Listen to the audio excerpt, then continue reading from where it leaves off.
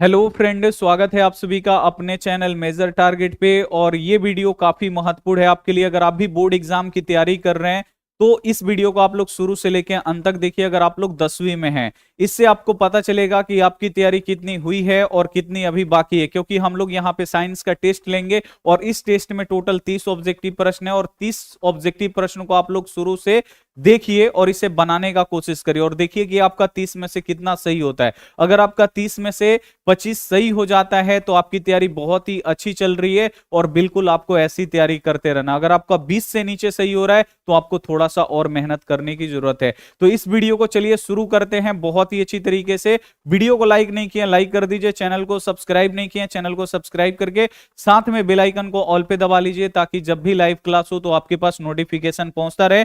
एक एक क्वेश्चन आप लोग यहां पे शुरू से आते जाएगा, आप लोग यहां पे सॉल्व करते जाइए। और यह भी आपको ध्यान में रखना है कि लास्ट में बिल्कुल एकदम ईमानदारी से कमेंट करके बताना है कि 30 में से कितना सही हुआ। कमेंट आप लोग जरूर करिएगा, रिप्लाई आपको देंगे। पहला नंबर यहां पे क्वेश्चन आ चुका है कि प्रकाश तरंग उदाहरण है, यानी जो प्रकाश तरंग है ये किसका उदाहरण है आपको बताना है। तो जो प्रकाश तरंग है आपको याद रखना है, ये विद्युत चुंबकीय तरंग का ये क्या है, उदाहरण है। बहुत ही इंपॉर्टेंट क्वेश्चन है, इसे आपको याद रखना है। और जो प्रकाश है ना, ये पूछता है कि प्रकाश कैसे गमन करता है। तो जो प्रकाश है वो हमेशा सीधी रेखा में गमन करता है, इसे आपको याद रखना है। अगला क्वेश्चन आप यहां पे देखिए, किसी कार के अग्रदीप में प्रयुक्त दर्पण निम्नलिखित में से कौन सा है। अग्रदीप का मतलब आप लोग जानते हैं क्या होता है, कार का हेडलाइट। हेडलाइट यानी आगे का जो लाइट होता है ना, उसे अग्रदीप बोला जाता है। तो किसी कार के अग्रदीप में यानी आगे का हेडलाइट में किस दर्पण का प्रयोग होता है, तो आपको याद रखना है अवतल दर्पण का प्रयोग होता है। ए वाला जो ऑप्शन होगा यहां पे बिल्कुल सही हो जाएगा, इंपॉर्टेंट क्वेश्चन है। और ये भी बोर्ड एग्जाम में क्वेश्चन आता है कि हजामत बनाने में किसका प्रयोग किया जाता है, दाढ़ी बनाने में किसका किया जाता है, चिकित्सा क्षेत्रों में किस दर्पण का प्रयोग किया जाता है। तो चिकित्सा क्षेत्रों में, दाढ़ी बनाने में, हजामत बनाने में, सब में अवतल दर्पण का प्रयोग किया जाता है, इसे आपको याद रखना है।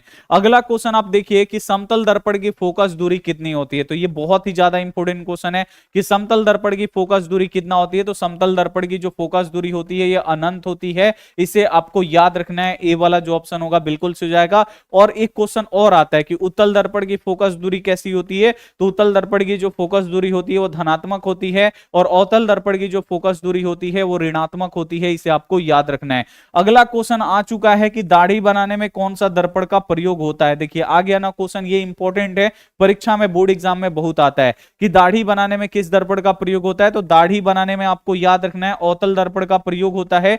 सी वाला जो ऑप्शन होगा बिल्कुल राइट हो जाएगा। अगला क्वेश्चन आप यहां पे देखिए कि दर्पण सूत्र है। अब यहां पे आपको बताना है भाई कि दर्पण सूत्र कौन सा है। तो दर्पण सूत्र बाबू इसमें से कौन सा है, 1/f बराबर 1/v प्लस 1/u। ये क्या है, दर्पण सूत्र है, इसे आपको याद रखना है। ए वाला जो ऑप्शन होगा यहाँ पे 100% यहाँ पे राइट आंसर हो जाएगा। अब यहीं पे पूछता है आपसे लेंस सूत्र भी, तो साथ में आपको लेंस सूत्र भी याद होना चाहिए। 1/f बराबर क्या होता है, 1/v माइनस 1/u। ये उल्टा देता है, ये होना चाहिए ऐसे, 1/f बराबर 1/v माइनस 1/u होता है, इसे आपको याद रखना है। लेकिन ये उल्टा देता है तो आपको ये याद रखना है, ये लेंस सूत्र है और ये दर्पण सूत्र है, इसे आपको याद रखना है। अगला जो क्वेश्चन है कि आपतन कोण किसके बराबर होता है। तो प्रकाश के परावर्तन के नियम में जो आपतन कोण होता है वो किसके बराबर होता है। तो आपतन कोण जो होता है आपको याद रखना है हमेशा परावर्तन कोण के बराबर होता है। बी वाला जो ऑप्शन बिल्कुल यहां पे होगा वो सही हो जाएगा। अगला क्वेश्चन जो आपके बोर्ड एग्जाम में पूछता है, ये पूछता है कि प्रकाश के परावर्तन के कितने नियम हैं।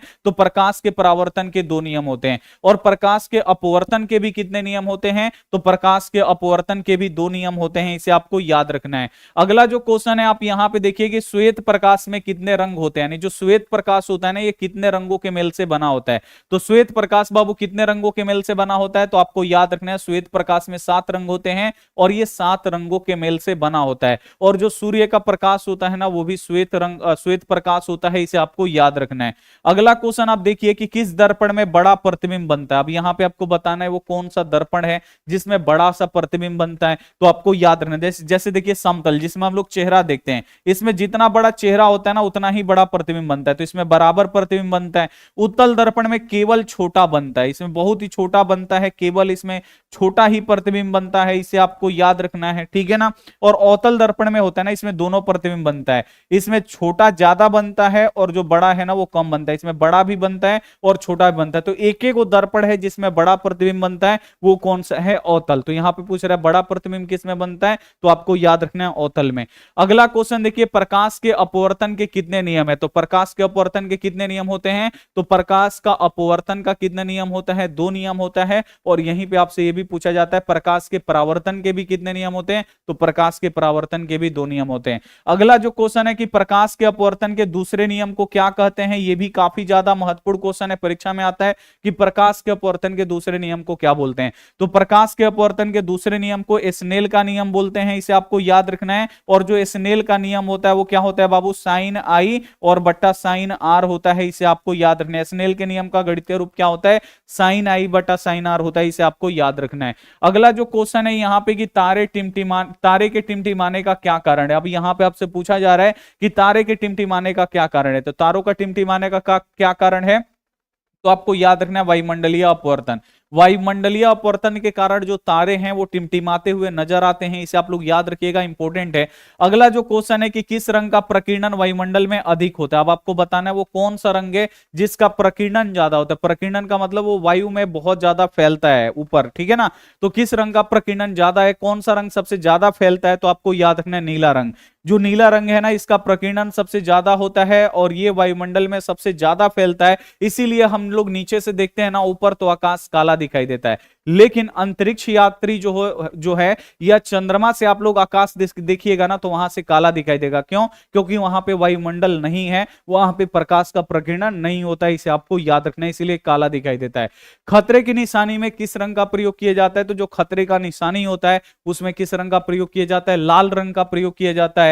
और लाल रंग का प्रयोग खतरे की निशानी में क्यों किया जाता है? क्योंकि आपको याद रखना है लाल रंग का तरंग दैर्ध्य ज्यादा होता है और ये कुएं और धुएं में भी स्पष्ट दिखाई देता है, ये हमें दूर से ही दिखाई देने लगता है, इसीलिए लाल रंग का प्रयोग हम लोग खतरे के निशानी के रूप में करते हैं। और लाल रंग का तरंग दैर्ध्य कितना होता है? तो आपको याद रखना है 700 से ज्यादा होता है। और लाल रंग का तरंग दैर्ध्य अधिक होता है। और किस रंग का तरंग दैर्ध्य कम होता है? तो बैगनी का कम होता है। अगला क्वेश्चन है कि कुटपाद किस में पाया जाता है? तो आपको याद रखना अमीबा के स्ट्रक्चर आप लोग देखिएगा ना तो ये होता है अमीबा ऐसे होते हैं और इसके ये कुटपाद होते हैं, आपको याद रखना। जो ये उठा उठा भाग होता है ना, ये उठा हुआ और ये उठा हुआ, यही इसका कुटपाद होता है। तो कुटपाद किस में पाया जाता है? सबसे पहले आप लोग याद रखिए अमीबा में।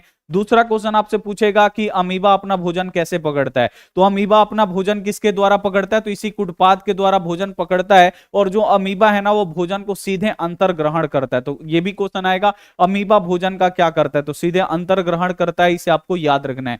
रंध्र मुख्यतः पाए जाते हैं, जो रंध्र होते हैं ना वो कहां पे पाए जाते हैं? तो आपको याद रखना है पत्तियों के छिद्र, पत्तियों पर, ठीक है ना।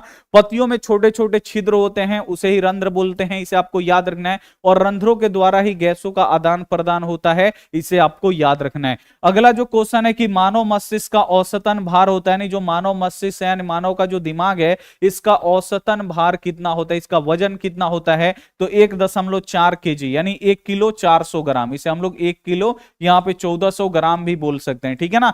तो पुरुषों का जो दिमाग होता है लगभग ये इतना होता है 1.4 kg या 1400 ग्राम। लेकिन महिलाओं में कितना दिमाग होता है? तो आपको याद रखना है 1350 ग्राम, ठीक है ना। तो महिलाओं में थोड़ा सा दिमाग जो होता है ना वो कम होता है, तो ये भी आपको ध्यान में रखना है, ठीक है। अगला क्वेश्चन है कि इंसुलिन की कमी के कारण से कौन सा रोग होता है? अगर हमारे शरीर में इंसुलिन क्या है? हार्मोन है। अगर इंसुलिन की कमी हो जाए हमारे शरीर में तो कौन सा रोग होता है? तो आपको याद रखना है मधुमेह रोग होता है, इसे आपको याद रखना है। सी वाला ऑप्शन बिल्कुल सही जाएगा, जिसे हम लोग शुगर रोग भी बोलते हैं। अगला क्वेश्चन आप लोग यहां पे देखिए, मुगलन द्वारा प्रजनन किस में होता है? तो मुगलन द्वारा प्रजनन 2 चीजों में होता है, हाइड्रा में और ईस्ट में, इसे आप लोग याद रखिएगा, बहुत ज्यादा इंपोर्टेंट क्वेश्चन है कि मुगलन द्वारा प्रजनन किस में होता है? हाइड्रा और ईस्ट में। तो हाइड्रा और ईस्ट में मुगलन द्वारा प्रजनन होता है, बी वाला जो ऑप्शन होगा यहां पे 100% राइट हो जाएगा। ईस्ट दिया है तो केवल हम लोग ईस्ट पे टिक करेंगे। जनन के कितने प्रकार होते हैं आपसे पूछा जा रहा है? तो जनन के 2 प्रकार होते हैं, एक होता है लैंगिक जनन और दूसरा होता है अलैंगिक जनन, इसे आपको याद रखना है। तो जब भी आपसे क्वेश्चन पूछेगा जनन के कितने प्रकार होते हैं, तो जनन 2 प्रकार के होते हैं, एक होता है लैंगिक जनन और दूसरा होता है अलैंगिक जनन, इसे आपको याद रखना है। अगला जो क्वेश्चन है, घेंघा पनपता है, घेंघा को क्या बोला जाता है? गवाइटर रोग भी बोला जाता है। गवाइटर यानी जो घेंघा रोग होता है वो क्यों पनपता है, तो आपको याद रखना है वो पनपता है आयोडीन की कमी के कारण से। अगर हमारे शरीर में आयोडीन की कमी हो जाए, यानी जो आयोडीन होता है ना, उसका आयोडीन कहाँ पाया जाता है, नमक में हमारे रहता है आयोडीन। अगर हमारे शरीर में आयोडीन की कमी हो जाए तो कौन सा रोग होता है, घेंघा रोग होता है। इसे आप लोग याद रखिएगा। अगला क्वेश्चन आप देखिए, ओजोन परत का ह्रास का मुख्य कारण क्या है। तो ओजोन परत जो है ना वो नष्ट हो रहा है, किस गैस के कारण से नष्ट हो रहा है आपको बताना है। तो ओजोन परत किस गैस के कारण से नष्ट हो रहा है, तो सीएफसी। सीएफसी का पूरा नाम है क्लोरोफ्लोरोकार्बन। और ये क्लोरोफ्लोरोकार्बन कहां से निकलता है, तो हमारे फ्रिज से निकलता है, एसी से निकलता है, जेट इंजनों से निकलता है। इसे आपको याद रखना है, ठीक है ना। तो ओजोन परत किससे इसका ह्रास यानी किससे ये नष्ट हो रहा है, तो सीएफसी गैस के कारण से हो रहा है। अगला क्वेश्चन आपसे यहीं से पूछ देता है कि ओजोन जो है, आपको याद रखना है ओजोन का सूत्र कितना होता है।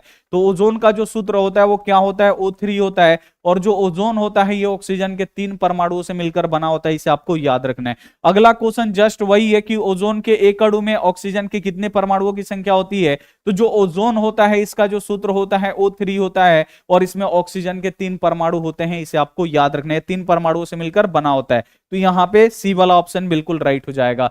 अगला जो क्वेश्चन है, एलपीजी यानी लिक्विफाइड पेट्रोलियम गैस का मुख्य घटक निम्नलिखित में से कौन सा है। तो एलपीजी का मुख्य घटक कौन सा है, तो एलपीजी का जो मुख्य घटक है वो कौन सा है, आपको याद रखना ब्यूटेन है। डी वाला जो ऑप्शन होगा यहाँ पे 100% राइट हो जाएगा कि एलपीजी का मुख्य घटक कौन सा गैस है, बाबू ब्यूटेन गैस है। इसे आप लोग याद रखिएगा। और जो एलपीजी है ना ये गंधहीन गैस है, इसमें गंध नहीं होता है। और गंध के लिए इसमें हम लोग क्या मिलाते हैं, एथिल मार्केप्टोन मिलाते हैं। इसे आपको याद रखना है। अगला क्वेश्चन है, किस धातु को चाकू से काटा जा सकता है। अब यहाँ पे आपको बताना है वो कौन सा धातु है जिसे हम लोग चाकू से काट सकते हैं। तो इस 3 को धातु होता है, तीनों का नाम है आप लोग याद रखिए नकली।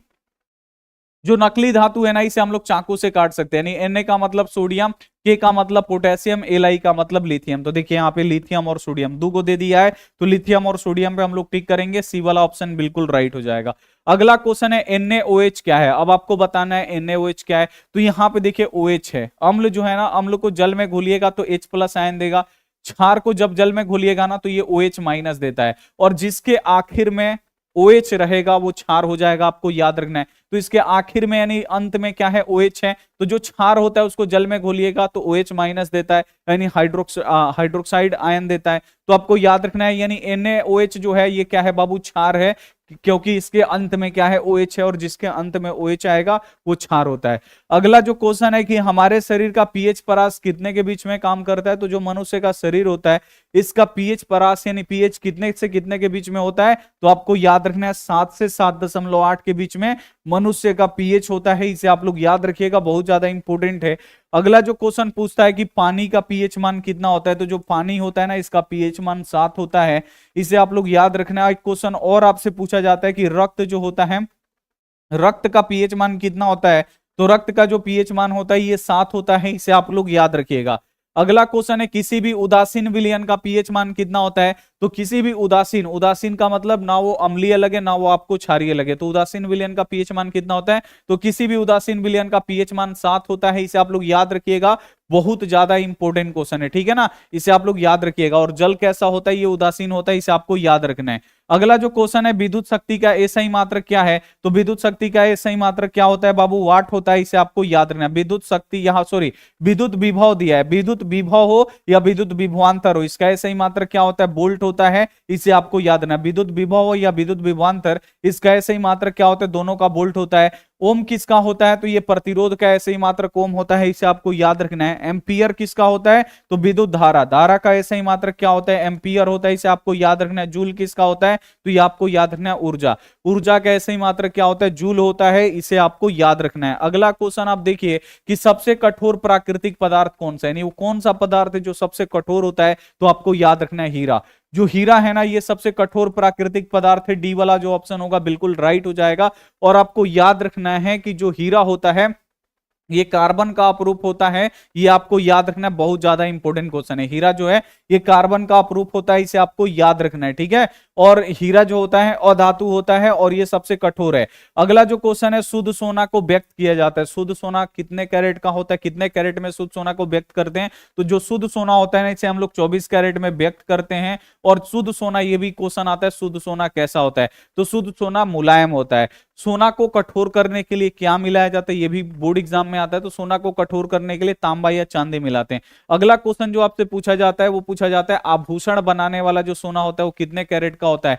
तो आभूषण यानी गहना बनाने वाला जो सोना होता है कितने कैरेट का होता है? तो वो होता है, आपको याद रखना है, 22 कैरेट का। 22 कैरेट सोना लेते हैं, 2 कैरेट इसमें तांबा या चांदी मिला देते हैं ताकि जो सोना हो वो कठोर हो जाए और उससे आभूषण बन सके। तो यहाँ पे 30 क्वेश्चन हम आपको पढ़ा दिए। अब जल्दी से आप लोग कमेंट करके बताइए कि आपका 30 में से कितना सही हुआ। जल्दी से सभी बच्चे आप लोग यहाँ पे कमेंट करके बताएंगे कि आपका 30 में से कितना सही हुआ। ईमानदारी से आपको कमेंट करके लिख के बताना है। सभी बच्चे कमेंट करेंगे कि आपका 30 में से कितना सही हुआ, हम आपके कमेंट का रिप्लाई जरूर देंगे। मिलते हैं हम आपसे अगली क्लास में, तब तक अपना ध्यान रखिए और इस वीडियो को आप लोग जरूर अपने दोस्तों के पास शेयर करिए। जो भी आपके दोस्त पढ़ाई कर रहे कहीं भी, उनके पास ये शेयर करिए वीडियो। और अपना ध्यान रखिए, मन लगा के पढ़ाई करिए। Take care and bye.